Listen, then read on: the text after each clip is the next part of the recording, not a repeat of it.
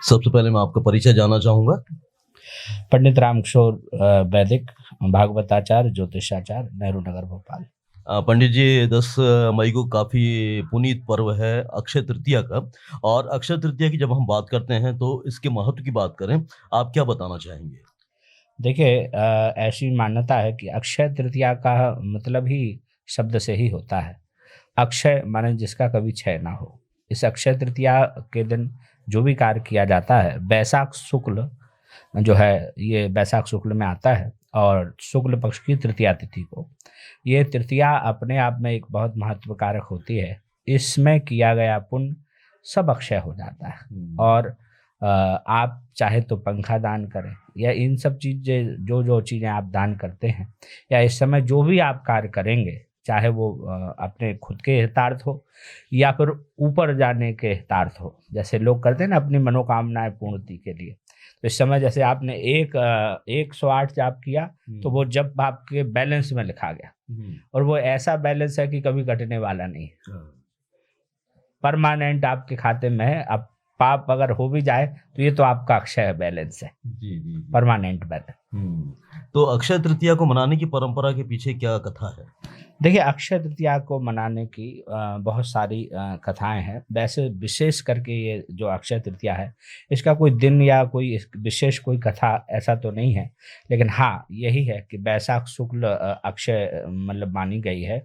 और इस समय देवी देवताओं का सारे बैसाख के महीने में सारे देवी देवता इस धरा पर भ्रमण करते हैं। जैसे अभी आप देखेंगे, अक्षय तृतीया के बाद ही शंकराचार्य जयंती आएगी। अक्षय तृतीया के थोड़े दिन बाद, 5 दिन बाद, बैसाख शुक्ल सप्तमी को, उस दिन गंगा जी जो है नर्मदा जी में स्नान करने आती है। तो ये जो बैसाख शुक्ल का महीना है, ये सब विशेष महीना है। और अपने यहाँ 3 जो है वो अभिज मुहूर्त बताए गए।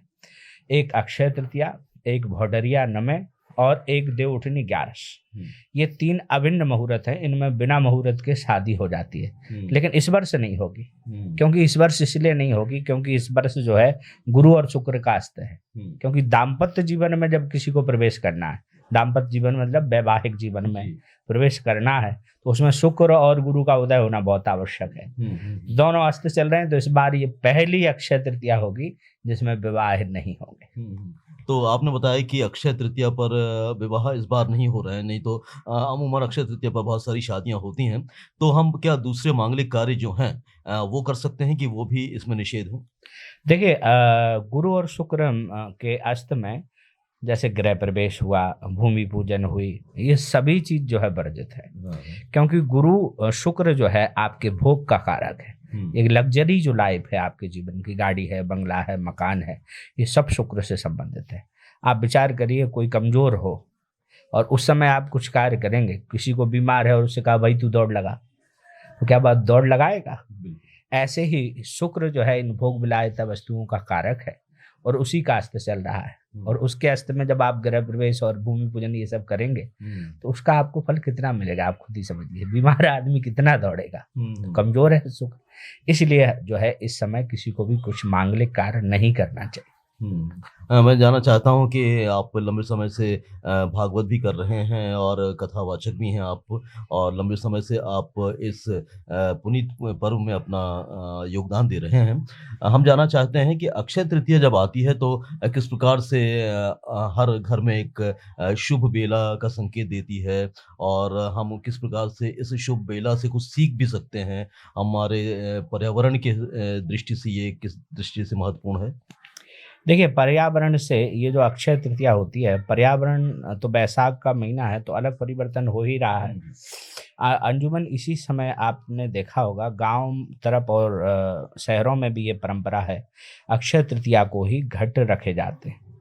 कहीं कई लोग 5 घट रखते हैं, कई लोग 3 घट रखते हैं, मिट्टी के रखे जाते हैं। और उन मिट्टी के घट रखकर और उनका पूजन किया जाता है।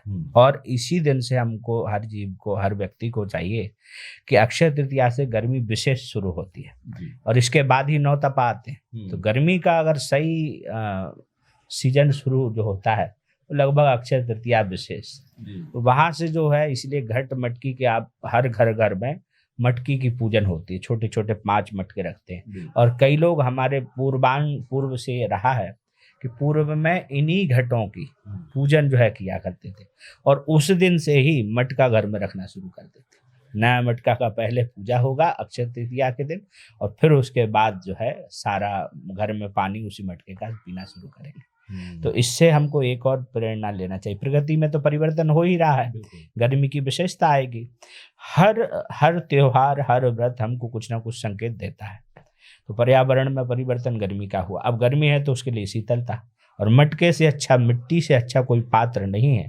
फ्रिज का आप पानी कितना ही पी लीजिए, आपके बाहरी तो आपको लगेगा कि बहुत अच्छा ठंडा पानी है, लेकिन आंतरिक जो है संतुष्टि नहीं मिलेगी। और आप मटके का पानी पी के देखिए, आपको अंतःकरण शुद्ध हो जाएगा, प्यास आपकी बुझ जाएगी। तो इसलिए जो है इस वैशाख शुक्ल अक्षय तृतीया को हम लोग जो है मटके का पूजन करते हैं, परिवर्तन ऋतु के कारण घट का पूजन करके, और फिर उससे हम लोग प्रारंभ करते हैं।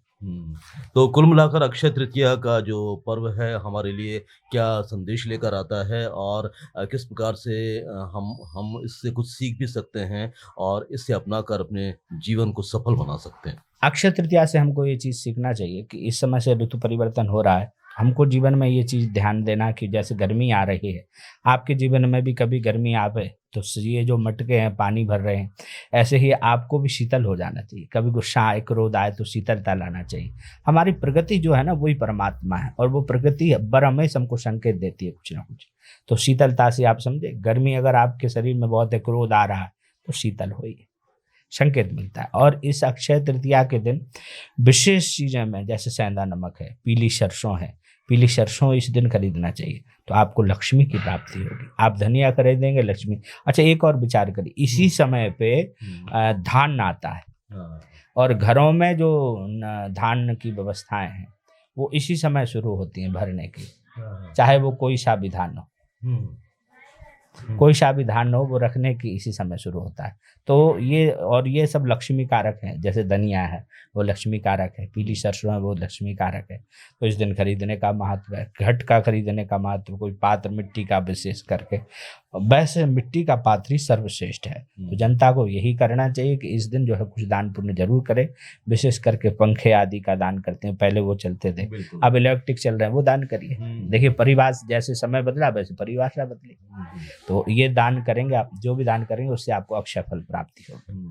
और चूंकि आप लंबे समय से भागवत से जुड़े हुए हैं, तो आज की इस पुनीत बेला में अक्षय तृतीया के अवसर पर क्या सुनाना चाहते हैं, कुछ सुना दीजिए हमारे श्रोताओं को। मैं तो जपूं सदा तेरा नाम, दयालु दया करो। मैं तो जपूं सदा तेरा नाम, दयालु दया करो।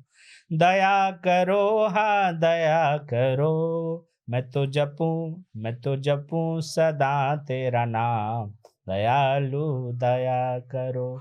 द्वार खड़े हैं भक्त तुम्हारे, द्वार खड़े हैं भक्त तुम्हारे। अपनी दया के खोलो द्वारे, अपनी दया के खोलो द्वारे। पूर्ण हो सब काम, दयालु दया करो। मैं तो जपूं सदा तेरा नाम, दयालु दया करो। साधु संत की संगति देना, साधु संत की संगति देना। नाम अपने की रंगति देना, नाम अपने की रंगति देना। पहुंचा दो निज धाम, दया, निज धाम कौन? श्री धाम वृंदावन। पहुंचा दो निज धाम, दयालु दया करो। बहुत सुंदर, बहुत सुंदर। तो इससे पहले की चर्चा को हम संपन्न करें, आप हमारे कार्यक्रम के माध्यम से जो हमारे श्रोता आपकी आवाज़ सुन रहे हैं, इस अक्षय तृतीया पर हमारी बातचीत सुन रहे हैं, क्या कहना चाहेंगे, क्या निवेदन है आपका? हमारा सभी से निवेदन है, जो लोग इस प्रोग्राम को सुने, आप भी अपने घर में मिट्टी के मटके जरूर भरें। अगर अभी तक आप नहीं भरते आए हैं तो बहुत अच्छा है, आप उस परंपरा को निर्वाह करें। और अगर नहीं भरते हैं तो घर में मटके का जल भरें, और बाहर पक्षियों के लिए कुछ ना कुछ दिया में या किसी पात्र में जो है जरूर रखें। इस समय से विशेष गर्मी होती है। आपकी गर्मी, आपको तो जल कहीं ना कहीं से प्राप्त होता है, भगवान तो सबके रक्षक हैं, लेकिन कुछ हमारा भी तो फर्ज बनता है। वो तो उनके आशीर्वाद से सब पल रहे हैं, लेकिन आप भी कोशिश करें कि घर के बाहर, घर की छतों में या घर के आंगन में कहीं न कहीं जल की कोई ऐसी व्यवस्था करिए, जिससे कोई जीव उसका पानी पी सके। निश्चित मानिए इतना पुण्य आपको मिलेगा जिसकी आपने कल्पना नहीं करी होगी। बहुत-बहुत धन्यवाद पंडित रामकिशोर वैदिक जी और काफ़ी महत्वपूर्ण चर्चा आपसे हुई। हम आशा करते हैं कि अक्षय तृतीया का जो संदेश उसमें निहित है, उसका सब लोग पालन करेंगे और अपने जीवन में कुछ सुखद अनुभूति करेंगे। इतनी चर्चा आपने की, इतना समय हमें दिया, उसके लिए आपका हृदय से बहुत-बहुत आभार। धन्यवाद।